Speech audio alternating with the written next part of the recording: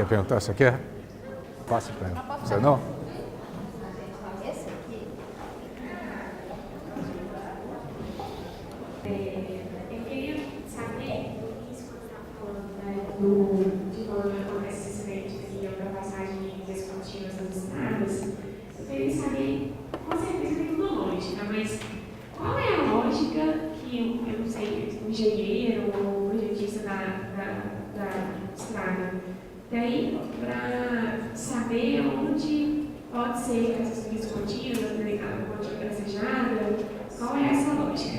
E a minha outra dúvida é que, uma vez, eu não sei onde eu vi isso, e eu queria saber, pode ser um absurdo que eu estou falando também, que eu vi que mortes em rodovias por atropelamento, se a pessoa é atropelada numa BR, sei lá, 040, não é considerado crime para quem atropelou, porque aí a preferência não sei, eu li isso em algum lugar. Eu queria saber se isso é um erro mesmo. As faixas são feitas em cima de você pegar o projeto planimétrico e altimétrico, calcular todas as distâncias de velocidade, qual as distâncias de visibilidade, qual a velocidade média, e aí tem um percentual para uma velocidade máxima admissível, ver qual que é o tempo que a pessoa leva para chegar de um ponto até o outro e ver se naquele momento, se vier outro na direção contrária, você tem visibilidade ou não. Então isso é feito, às vezes mal feito, tá? Às vezes mal feito, mas é feito dentro dessa linha. Esse negócio de você pode atropelar pedestre, não pode nenhuma situação. Sempre é crime, porque o Código de Trânsito fala que o mais forte é responsável pelo mais fraco. Então, o motorista, ele é sempre responsável pela segurança do pedestre, né? Nós fizemos uma matéria no MGTV outro dia sobre travessia de pedestres nas faixas, na cidade. E é um negócio muito interessante, porque quem dirige sempre fala assim, pô, esses pedestres são tudo mal educados, eles não atravessam na faixa de jeito nenhum. Por que o pedestre não atravessa na faixa? O que ele ganha de atravessar na faixa? Nada. Eu estou aqui, eu quero ir, como é que você chama? Bianca. Eu quero ir lá, Bianca está do outro lado da rua. A faixa de pedestre está 100 metros lá para cima. Eu vejo a Bianca, Bianca, eu preciso falar um negócio com você. O que vai me fazer andar, ir na faixa de pedestre e voltar? Nada. Porque eu tenho a mesma segurança que eu tenho atravessando aqui, eu tenho na faixa de pedestre, porque ninguém para a faixa. Então o pedestre só vai começar a atravessar na faixa na hora que o motorista respeitar ele na faixa. Ele só vai passar na passarela na hora que a passarela for fácil para ele passar. Você já viram as passarelas ali perto do Minas Shopping? Vocês que são arquitetos, preste atenção um pouquinho nos desenhos das passarelas. Tem uma passarela que ela está aqui, eu estou aqui, quero atravessar para cá. A passarela, ela nasce 80 metros para lá. Ela vem, passa onde eu estou, 3 metros acima de onde eu estou, vira, volta lá para cima, vai, volta de novo, dá não sei quantas voltas e atravessa. Ela passa do meu lado, às vezes 3 metros de altura. Por que não tem uma escada? Se a pessoa tem mobilidade reduzida, ela anda os 80 metros, mas vai fazer todo mundo andar os 80 metros, ir lá e voltar para chegar no mesmo lugar, 3 metros acima, que podia ter uma escada? É um erro de arquitetura, de não pensar isso, né? Então, tem gente que chega na passarela e pula, para não ter que dar a volta lá. Agora, o camarada chega aqui e fala assim, eu não vou nessa porcaria não, atravessa correndo aqui. Ele tem agilidade, se ele tem agilidade para atravessar correndo, ele tem agilidade. Morro do Papagaio, sabe aquela passarela que tem no Morro do Papagaio? Ali, um pouco antes da entrada do Belvedere? Ali é um negócio interessantíssimo. Você tem a descida do Morro do Papagaio aqui assim, que é uma rua, aí se desce, tem um barranco, do lado do barranco tem a passarela. A passarela, ela sobe, ela passa a 1 metro de distância da rua de pedestre e atravessa a BR. Ou seja, a pessoa chega, passa 1 metro dali, desce, vai lá embaixo, sobe de novo, volta para 1 metro de onde ela estava, porque não abre a porta. Não tem uma porta para ela passar, não tem uma abertura para ela passar. Aí ela chegando lá embaixo, atravessa correndo. Então, assim, mesmo que ela faça isso, o motorista que atropelar é responsabilizado, sim. Ok? Por favor.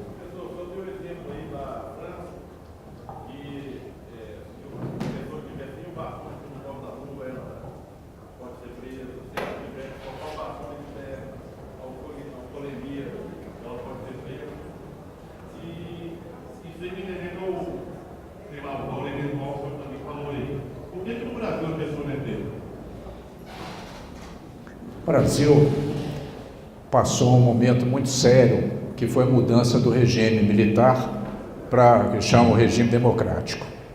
Aí o que se fez? Como o Estado foi profundamente opressor, se criaram uma série de artifícios legais para defender a população do Estado. A grande maioria dessas leis, na realidade, acabou virando leis para defender o infrator de quem tenta puni-lo. Elas acabaram se transformando nelas. E uma delas foi isso. O Brasil assinou um convênio em Porto Rico sobre tortura. E esse convênio falava que você não pode obrigar ninguém a responder, de forma nenhuma a responder uma pergunta. Mais ou menos isso, tá? Era sobre tortura. A Constituição de 88 fala que o réu tem direito ao silêncio. Aí eles interpretaram isso falando que você não é obrigado a soprar o bafômetro, porque você não pode produzir prova contra si mesmo. E é tão ridículo que se você tiver com a carteira vencida, o cara chega para você e fala assim, sua carteira. Aí você é obrigado a fazer. Se você não fizer, não apresentar sua carteira, tem uma porção de penalidades que você pode responder. E o pessoal, mas soprar o bafômetro, eu posso estar sendo réu de um crime.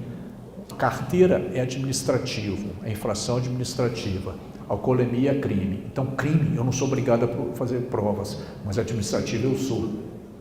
Quer dizer, vai chegando em umas filigranas legais que, no fundo, são sempre para prejudicar, para salvar a pessoa para ela não ser acusada injustamente. E nisso, qualquer país do mundo que você vai, chega nos Estados Unidos, o cara faz uma risca de giz no chão e manda você andar em cima dela. Se você pisar fora, você vai preso. Aqui no Brasil, um bacana vira e fala assim, não. E já teve deputado querendo fazer emenda constitucional falando que ninguém é obrigado a soprar um bafômetro. Aí eu sempre falo assim, putz, morrem 43 mil pessoas erradas, né? Já morrer as filhas dos deputados, as filhas dos juízes que fazem isso, tal, mas infelizmente não. Respondi? Respondeu, mas tem outra dúvida. Sim. O indivíduo está acima do coletivo, é isso?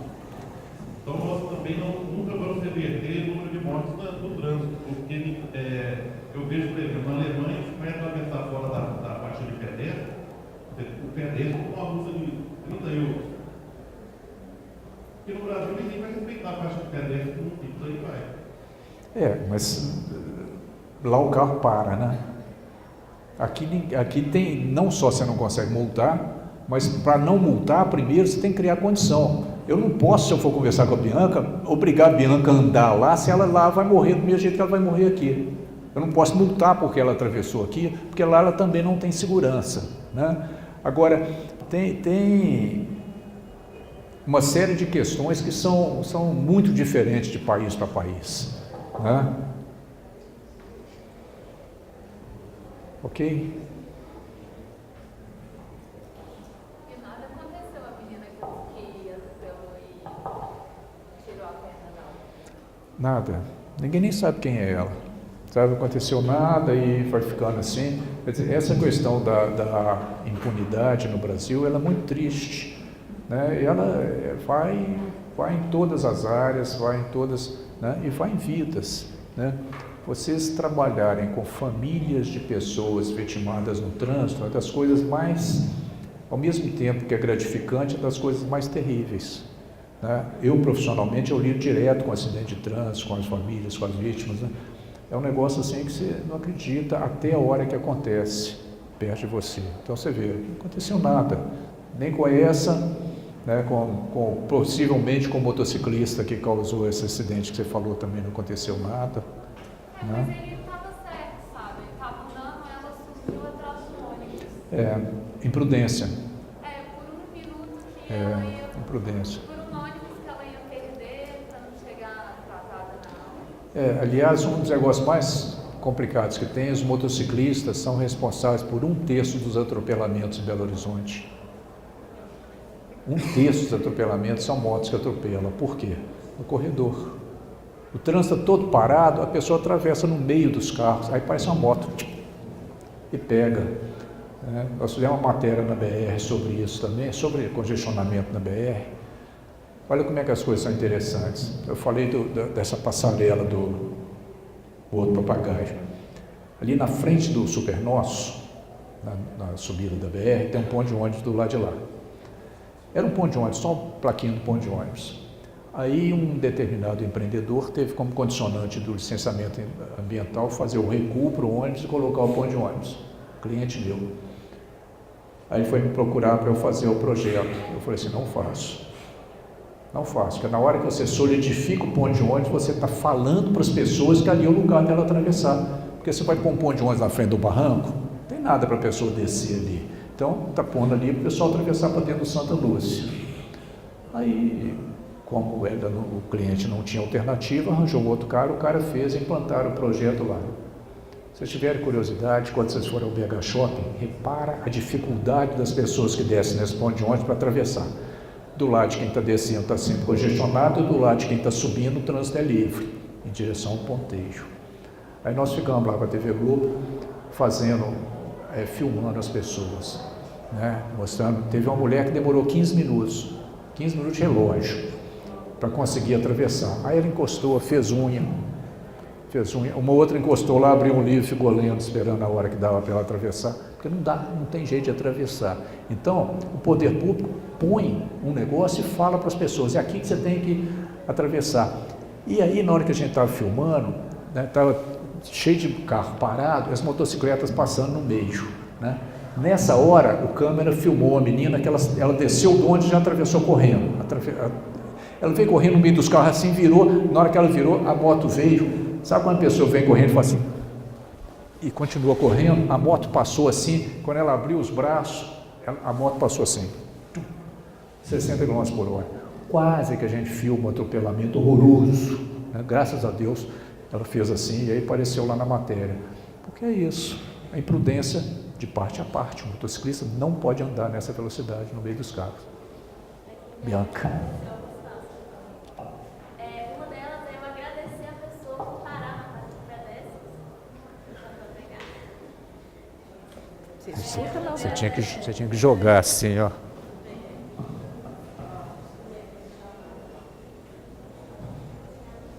Diga, Bianca. Uma das situações foi eu agradecer a pessoa por parar na faixa de pedestres, porque normalmente no caminho de casa tem uma faixa, assim, tem sinal e é muito rápido, então o carro passa e fica em cima, e quando eu da passagem para o pessoal, eu agradeço, obrigada, essa é a obrigação, mas obrigada por fazer isso. Outra situação também foi, deu diferença para mim na faixa de pedestre, tinha duas faixas, uma passei, beleza, só que quando chegou na outra, o carro estava quase passando em cima de mim, eu fiquei sentindo, o que é isso? Porque não tem respeito.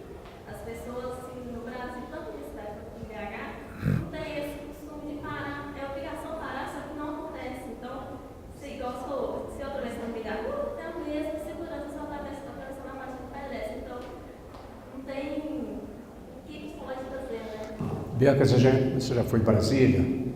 Quem já foi em Brasília sabe que Brasília, a faixa de pedestre, todo mundo para. Por que para? Por que para?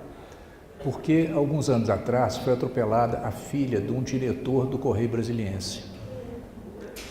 Quando ela foi atropelada, o cara ficou macho e resolveu fazer uma campanha violenta com relação a isso. E criou uma campanha chamada Paz no Trânsito. E o Correio Brasiliense começou a botar matéria, criou um símbolo de uma mão aqui assim, Paz no Trânsito, a faixa de pedestre, escolheu a faixa de pedestre como começo e mobilizou de fazer um encontro na frente, ali na esplanada dos ministérios, na frente do palácio lá, do Congresso, e colocou 5.000 pessoas vestidas de branco, lutando pela paz no trânsito. Aí o governo de Brasília virou e falou assim, opa, eu tenho que entrar junto, não posso deixar isso estar acontecendo, você não está fazendo nada. Aí ele entrou junto com o Correio Brasiliense e montaram uma campanha de fiscalização efetiva. Durante 60 dias eles começaram a fiscalizar, a chamar a atenção das pessoas e avisaram: daqui a 60 dias nós vamos começar a multar. Atravessou fora da faixa de pedestre, é multa. Aí puseram todo o pessoal da Polícia Militar em cima de faixa de pedestre. O cara atravessou multa, né? Tem um amigo meu que foi em Brasília e falou assim: nossa, eu nunca vi tanta mulher à toa feita em Brasília. Eu falei: você ficou doido? Você, toda hora que eu estava atravessando, as mulheres chegavam no meio da rua e ficavam fazendo assim para mim. Pô, assim. Aí eu passava direto: eu não sou doido, não sei o que é assim. Eu falei: imbecil, você estava fazendo porque você não parou na faixa de pedestre, você estava reclamando assim: a faixa aqui, pô, né? E ele achando que as mulheres estavam... Por quê? O costume nosso não tem isso, né? Então, é um negócio tão interessante, mas por quê? A imprensa caiu junto, a sociedade comprou a briga e o governo entrou junto e multou. E ninguém reclamou da multa.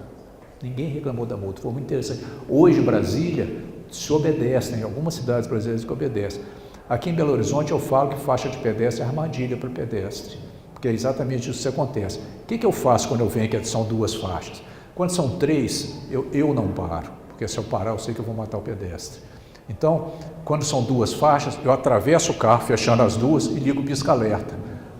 Minha mãe, que está lá no céu, escuta cada coisa quando eu faço isso, porque o pessoal fica bravo um tanto.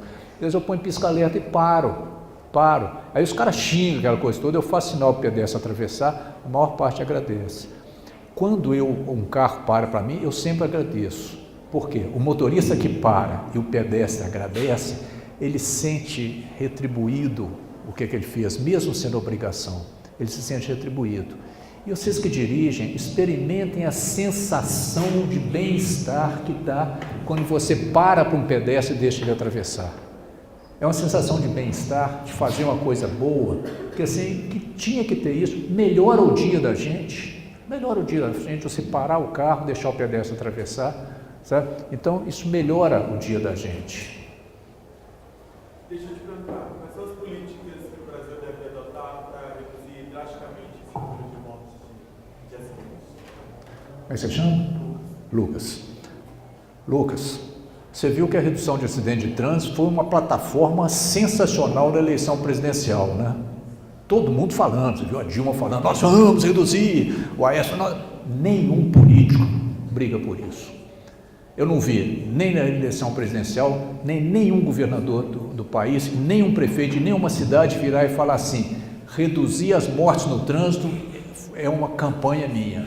Então, assim, o governo, você tem a PH-Trans, você tem o Detran, você tem esses caras tentando fazer.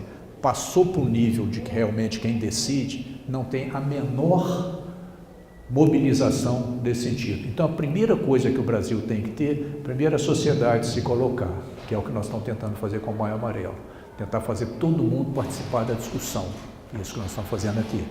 A segunda é que à medida que as pessoas começam, por que não existe um vem para a rua contra o acidente de trânsito? Fora Dilma tem, mas salve 43 mil pessoas por ano, não tem.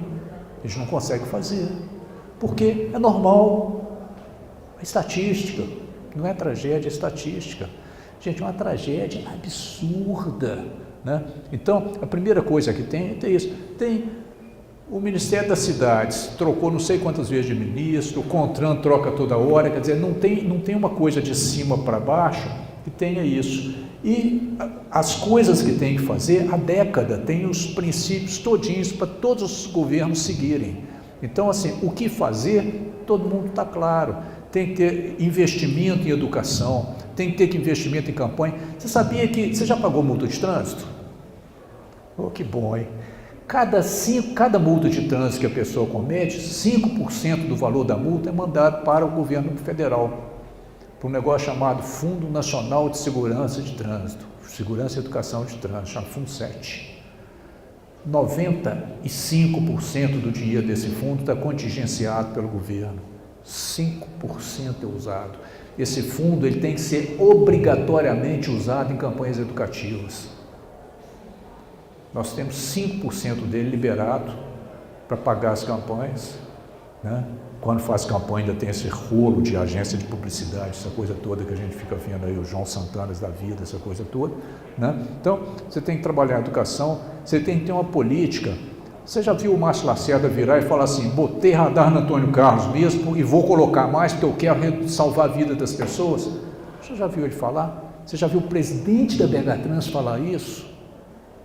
Certo? Não tem. Aí sai uma materinha no jornal, sai um negócio no canto ali e tal, o pessoal técnico fica discutindo. O que o Haddad está fazendo em São Paulo, sentando o cacete nele, e não sou petista, o que o Haddad está fazendo de reduzir a velocidade e botar a cara, é o primeiro no Brasil que tem coragem de falar isso. Reduziu mesmo, quase mataram ele porque ele reduziu as velocidades nas marginais, aumentou a capacidade, diminuiu o congestionamento e aumentou a capacidade na hora que reduziu.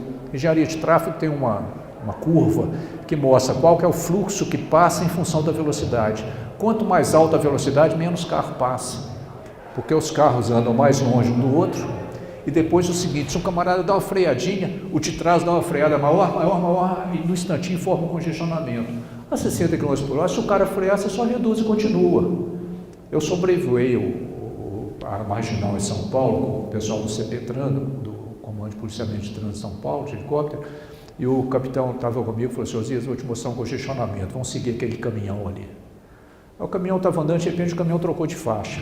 Na hora que ele trocou de faixa, viu um carro atrás, o cara freou, aí acendeu a luz de freio.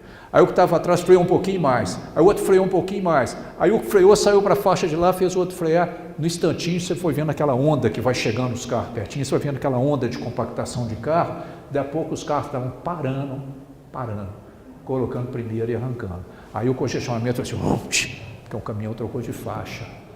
Então, na hora que ele reduziu a velocidade, ele aumentou a segurança, ele aumentou a capacidade da via. Sabe? Agora, aí todo mundo fala que é média política, não sei o quê. Foi o primeiro cara no Brasil que teve coragem de fazer isso. Então a política, Lucas, parte primeiro desses caras fazerem isso, depois ter coragem, sabe? Ter coragem de falar a favor da lei seca. Tem meia dúzia de deputados que brigam a favor dela, tem não sei quantos, 300 e tantos que tentam combatê-la. É absurdo ter lei seca no Brasil, porque não sei o que é natural. Cansei de ver deputado falar que tem, por que o cara que comete um crime bêbado, ele tem maior dificuldade de ser punido? Porque o desembargador ou o juiz que vai julgá-lo pensa assim, eu vou na casa do desembargador, tomamos nosso uísquezinho simplório lá de 18 anos, Black, Blue, sei lá o que label lá da vida, lá tomamos esse uísque. Depois eu saio, eu pego a minha Mercedes, minha BMW e vou para minha casa. Vai chegar um guardinha para falar que eu não podia fazer isso? Então o cara se coloca nessa posição. Tá? Quer ver o que é se colocar na posição? Imaginem, né? Eu não te perguntei seu nome de óculos, como é que você chama? Thalita. A Thalita está andando na rua, toda arrumadinha, andando na rua e tal, está andando do lado do Lucas. Os dois estão andando juntos, né? Não sei se já andaram juntos ou não, mas estão andando os dois juntos, tá? A Thalita e o Lucas. De repente aparece um pivete, rouba o celular da Thalita e sai correndo. Do nada, milagrosamente, aparece um PM, mão no pivete. Se bobear, o Lucas vai lá dar uma porrada no pivete ainda por cima, né? Todo mundo olha e fala assim, pô, pegou, bate, mata, quebra, todo mundo olha o pivete assim, pô. E todo mundo, ó, que legal, Thalita, super bonitinha, agora com seu celular na mão, toda feliz, satisfeita e tal, vamos fazer um selfie aqui, não sei o que, tarará. Porque todo mundo que viu isso se identificou com a Thalita e com o Lucas. Agora, você está andando na Savassi, congestionamento danado na Savassi, tem um cara parado na Cristóvão Colombo lá, a mulher está fazendo compra, o cara está parado lá dentro esperando ela ali, ou foi no banco ou qualquer coisa assim, aí chega o reboque, para o reboque lá, desce o agente lá da BH Trans para rebocar o carro, todo mundo que passa olha e fala assim, putz, coitado desse cara está fulminado, agora o carro dele vai parar lá no depósito, ele vai ficar sem carro, se tiver multa atrasada ele vai ter que pagar tudo, em bom português, o cara está fudido. Por quê?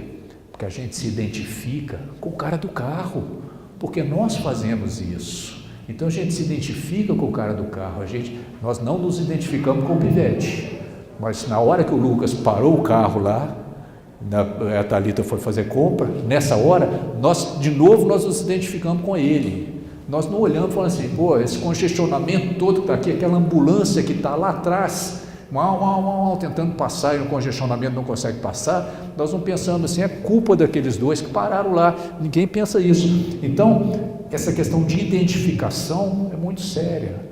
E os juízes, eles se identificam com aquilo que eles fazem. Então, lei seca não vai para frente no Brasil por conta disso. Volta e meia a gente vê o cara cometeu não sei o que lá, vai dar uma cesta básica, vai ficar em liberdade, paga a fiança e vai embora. E o juiz julga por si mesmo. É muito difícil, política é muito difícil. Tem que começar pela gente, sabe? Senão... a respeito do que você falou, assim. o senhor falou sobre... Só o nome, por favor. Teófilo. O senhor falou que em Belo Horizonte 1/3 das mortes no trânsito é por moto, né? Dos atropelamentos por moto. Com moto. Eu ando muito de ônibus e eu percebo... Só um parêntese. Dos acidentes de trânsito com mortos, 40% são com motos, que são 17% da frota. Continua. Eu ando muito de ônibus, é muito comum o motorista do ônibus parar muito longe da calçada e o passageiro pedir para abrir para ele poder descer. E direto você vê o motoqueiro quase atropelando o passageiro. E quando o motorista do ônibus não abre, o passageiro fica assim, reclama muito com o motorista. Isso é muito comum em Belo Horizonte. Então, isso é um problema sério de educação geral, né? O motorista de ônibus não é treinado, ele não tem perícia suficiente para fazer isso, ele é negligente e é imprudente. O motorista de ônibus que para longe da calçada. O pedestre que espera o ônibus fora da calçada e não deixa o motorista aproximar, está cometendo as 3 coisas. O motociclista que passa do lado, a mesma coisa. Agora, nenhum de vocês tem moto, né? Como é que é o exame de moto? O exame de moto, o cara pega uma motinha, vai numa pista fechada, anda lá sozinho, no máximo tem outros caras andando atrás ou na frente dele, nenhum anda do lado dele, andando sozinho lá. Todo mundo passa de primeira em exame de moto, né? De primeira marcha, porque se ele passar a segunda marcha, ele toma pau. Ele pode fazer 5 exames, mas passa de primeira, porque ele não pode passar a segunda marcha no exame de habilitação de moto. Ele pega, tem uma rampinha, ele sobe a moto na rampinha, chega em cima da moto, a moto ela tem o freio da frente na mão direita e o freio na mão direita aqui e o freio de trás no pé direito. Aqui ele tem a embreagem e aqui ele tem a alavanca de marcha, aqui no pé. Então, o acelerador aqui junto com o freio. Então, ele sobe e ele tem que mostrar que ele está freando só com o freio traseiro. Então, ele para, sobe lá, para a moto, freia com o freio traseiro, aí ele tem que largar a mão e fazer assim. Aí mostra que ele conseguiu fazer. Que é muito útil, né? Vocês devem ter visto toda rampa, quando os motociclistas param na rua, sempre você vê eles fazendo assim. Não tem imbecis até onde você pode imaginar.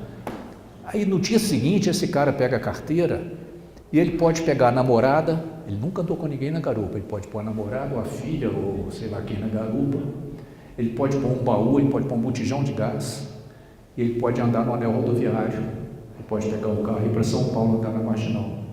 No dia seguinte que ele tira a carteira, sem nunca ter andado ao lado de um carro, ao lado, nem caminhão, nem coisa nenhuma. Aí como é que esse cara aprende?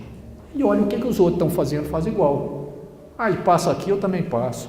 Dá para passar aqui. Ninguém fala para os caras como é que dirige. Aí tem jeito, aí morre mesmo, morre igual mosca. Ok? Encerramos então, Beth? Então, Osias, eu queria falar assim, que você não sabe por que eu te chamo todo ano, é para esses meninos poderem fazer essas perguntas e você responder com tanta propriedade. Muito obrigada. E gente, eu que agradeço. Vamos disponibilizar editado no blog pensaracidade.wordpress.br. Se eu tiver conseguido botar um pouquinho de coisa no coração de cada um de vocês, valeu a pena estar aqui. Se um de vocês sair daqui falando assim, eu vou ser um pouquinho melhor, valeu a pena estar aqui. Então eu agradeço vocês a oportunidade de eu poder botar um pouquinho de coisa no coração de vocês. Bom dia para vocês todos, até mais.